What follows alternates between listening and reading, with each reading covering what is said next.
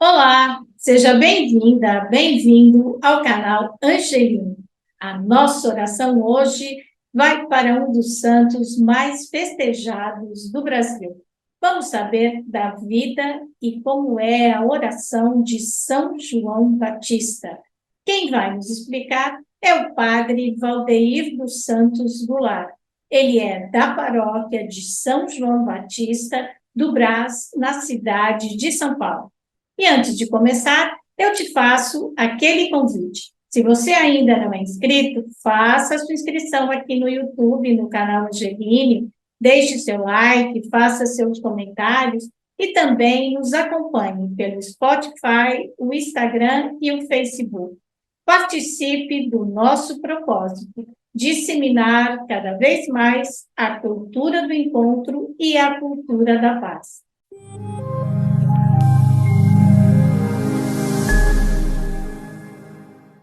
Padre Valdeir Goulart, da paróquia de São João Batista do Brás, na cidade de São Paulo. É um prazer recebê-lo aqui no canal Angeline. Muito obrigada por ter aceitado o nosso convite. Porque agradeço pelo convite, Angelina, você, a todos aqueles que realmente te acompanham e todos aqueles que são devotos de São João Batista, né? É o precursor, o profeta, aquele que batizou Jesus, né? Então, falar um pouquinho a respeito de um santo que é tão festejado, né, pelo seu nascimento e também, né, pela sua vida, pelo seu testemunho de, de ser o precursor, né, do Messias e aquele que aponta o Messias para todas as pessoas. Então, né, os textos bíblicos, né, eles deixam bem claro para nós essa figura de João, que desde o ventre materno já começa a apontar para Jesus. Né? Interessante que quando Maria vai visitar sua prima Isabel, que já estava com mais de 6 meses, né, grávida, quase na hora de dar à luz, João estremece no ventre de Isabel, né? E Isabel é a primeira a proclamar a bem-aventurança na Bíblia, né? E a primeira bem-aventurança se refere justamente à figura de Maria, né? Ou seja, bem-aventurado és tu, né, que acreditaste, bem-aventurado é você que acreditou. Então, João, desde o ventre materno, mostra essa atitude, essa postura de ser realmente esse mensageiro que prepara, né, os caminhos do Senhor, né? Ele era filho de Zacarias, né, que era um sacerdote, né? Isabel, a prima de Maria, a mãe de Jesus, né? E segundo a tradição judaica, Jesus iniciou a sua missão evangelizadora somente após ele ter sido batizado por João no Rio Jordão, né? Então, o que Jesus faz antes? Jesus vai para o deserto, Jesus passa os 40 dias, né? Ou seja, Jesus é tentado ali pelo demônio, né, nos 40 dias, e quando Jesus vem do deserto, Jesus é batizado, então, por João, e ali Jesus começa realmente a sua missão, né? Bom, a pregação de João, ela passa a incomodar toda a sociedade daquela época, né? Principalmente Herodes, né, que governou a Judéia ali dos anos 20 até os anos 39, né? E então João passa a incomodar. Apesar que Herodes gostava de ouvir João, né, na pregação, incomodava, mas ele gostava, porque as pregações de João eram pregações assim de que as coisas vão mudar, né? Ou seja, de que o Messias está realmente no nosso meio, né? Ou seja, o tempo chegou, né? E essa boa nova, essa boa notícia do já, da coisa praticamente imediata, né? Ou seja, isso é algo que realmente fascina as pessoas. Então, o João, ou seja, ele costumava reuniu uma multidão em torno dele, né? Várias pessoas se reuniam em torno de João para ouvir, né, aquilo que João tinha a dizer, né? Então, apesar, ou seja, né, das pessoas temer um pouco aquilo que ele falava, mas ao mesmo tempo ele era muito cativante e as suas palavras, né, com a eloquência que ele falava, Mas a eloquência que eu digo assim é essa capacidade de convencer a outra pessoa pela força que sai de dentro de você. Não é convencer as pessoas simplesmente por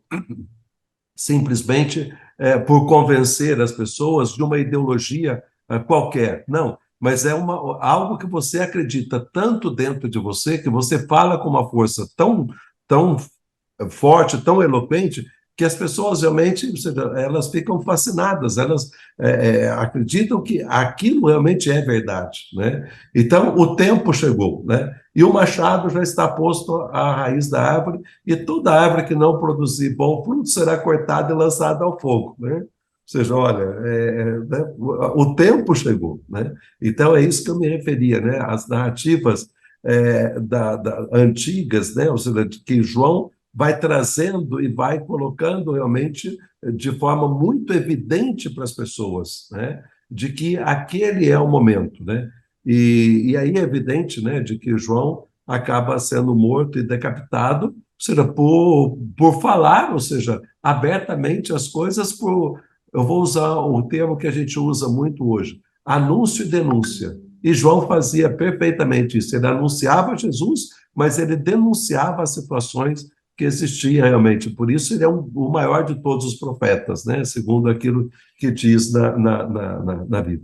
Então, João viveu na Galileia, né, nesse período, né, tem o símbolo do batismo, né, porque o batismo naquela época era um batismo simplesmente, ou seja, de remissão né, dos pecados, reconhecimento dos pecados, mas, ou seja, o convite, ou seja, que João faz é uma purificação interior, né? Ou seja, ele convida as pessoas à purificação da alma, né? O batismo como uma purificação da alma, né? E além, né, ou seja, de ser primo de Jesus, né? E a Isabel ser, né, prima de Maria, João ainda, né, como disse, no ventre de materno, ele reage, né? Ele mostra a sua mãe, né, de que Maria foi realmente a escolhida. E o João é uma figura tão interessante que não é só o cristianismo que reconhece João. Tem várias outras religiões também que reconhecem a figura de João. Tal é a importância de João dentro da história, né? Porque João acaba sendo degolado, ou seja, ele morreu em defesa dessa fé, né? Daquilo que ele acreditava, nesse Deus que ele acreditava, e no cumprimento, ou seja, do messianismo, né? Agora, não vamos dizer que João também não teve algumas dúvidas, porque quando João estava preso, ele manda os seus discípulos perguntarem a Jesus: és tu mesmo que é o Messias? Né? E aí Jesus responde aos discípulos de João: vá e diga a ele aquilo que vocês estão vendo. Né? Ou seja, que os cegos enxergam, os mudos falam, os surdos ouvem, né? Os paralíticos andam, né? Os mortos ressuscitam. Né? Então, ou seja, João, ou seja, não é que, vamos dizer assim, João e Jesus tinham combinado, você faz isso, eu faço aquilo. Não, não é. Né? Ou seja, então, a postura de João é sempre essa postura, ou seja, de reafirmar de que Jesus é realmente o Messias, até o fato de pedir aos seus discípulos que vá até Jesus para que Jesus realmente possa se identificar, né? Ou seja, como o Messias, né? Então, ele é alguém que anuncia um futuro que não é um futuro distante, mas é algo presente, que está realmente presente, né? Porque ele fala daquele momento. E havia como eu disse, uma grande polêmica entre João Batista e Jesus, né? Que emerge muitas vezes dentro do Evangelho, né? Porque não estava muito convencido desse carisma profético de Jesus, né? Da messianidade de Jesus. Por isso que João manda fazer esta pergunta a Jesus, né? Então, João se tornou uma das figuras assim mais importantes para o cristianismo, né? E é um dos santos mais populares, né? Se você pega Santo Antônio, É São João e São Pedro, são os três. E São Sebastião, que é celebrado lá no começo do ano, com as festas de São Sebastião, né? Que são as festas mais fortes, são festas populares, né? E então, o que acontece? O momento em que nós falamos de João, no aspecto, ou seja, das festas juninas, ou seja, esse entrelaçamento entre as pessoas, entre as famílias. Você veja isso no Nordeste, onde as pessoas andam de um lado para o outro e vão, nessa época, visitar os parentes, fica na casa dos parentes, porque vai para a festa de São João, e assim, né? Por quê? Porque é justamente isso, né? Ou seja, essa confraternização, esse entrelaçamento que deve haver entre as famílias, né? E eu posso dizer isso, eu vi uma reportagem que o Dom Orani falava assim, eu nasci na véspera de São João, por isso que meu nome é João, né? E eu nasci na véspera de São Pedro, só que o meu nome é Valdeir, né? Não colocaram o nome de Pedro, né? Senão eu chamaria Pedro, né? Mas na minha família a gente sempre celebrava a festa junina no sítio, né? E aí eu falava assim que não era a celebração do meu nascimento, né? Do meu aniversário de nascimento, mas se celebrava, né, a festa de São Pedro, que meu pai era devoto de São Pedro. Então celebrava São Pedro e botava o aniversário do Valdeir lá no meio, né? Então eu falei assim que eu sempre competi com São Pedro, né? Mas é para dizer isso, né, de que a gente nasce nesse ambiente onde as pessoas, ou seja, têm todo um carinho, toda uma devoção por esses que foram grandes homens dentro da história, né? Pedro, ou seja, como o primeiro, né, ou seja, aquele que Jesus escolheu para ser a pedra, né?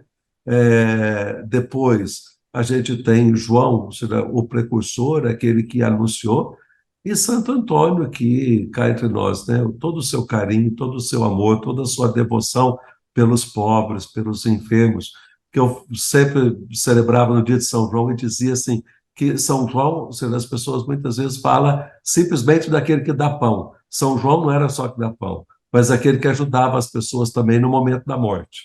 E ajudar as pessoas no momento da morte é dizer para a pessoa, olha, meu filho, está chegando o seu momento, agora é hora de se reconciliar com todo mundo, porque Deus está querendo te levar, né?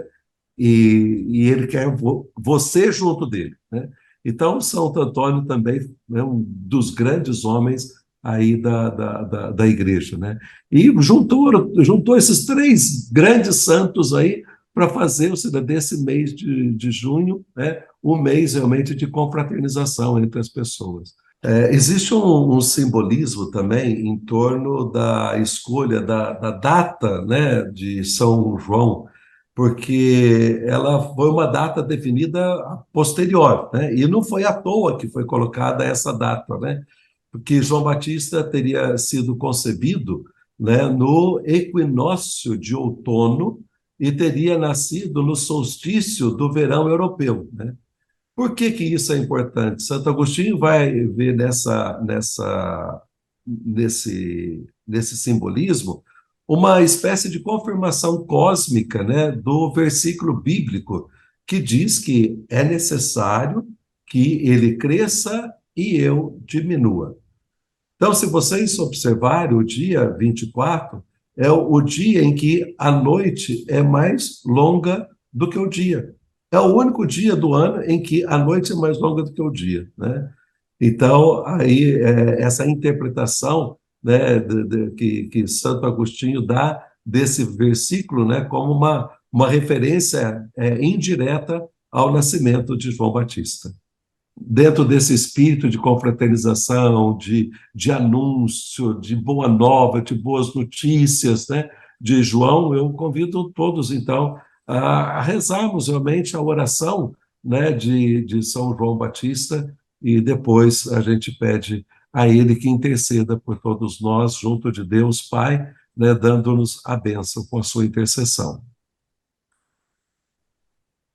Ó glorioso São João Batista, príncipe dos profetas, precursor do divino Redentor, primogênito da graça de Jesus e da intercessão de sua Santíssima Mãe, que fostes grande diante do Senhor, pelos estupendos dons da graça de que fostes maravilhosamente enriquecido, desde o seio materno, e por vossas admiráveis virtudes, alcançai-me de Jesus, ardentemente vos suplico, que me dê a graça de o amar e servir com extremado afeto e dedicação até a morte. Alcançai-me também, meu excelso protetor, singular devoção à Virgem Maria Santíssima, que por amor de vós foi com pressa à casa de vossa mãe, Santa Isabel, para serdes livre do pecado original e cheio dos dons do Espírito Santo.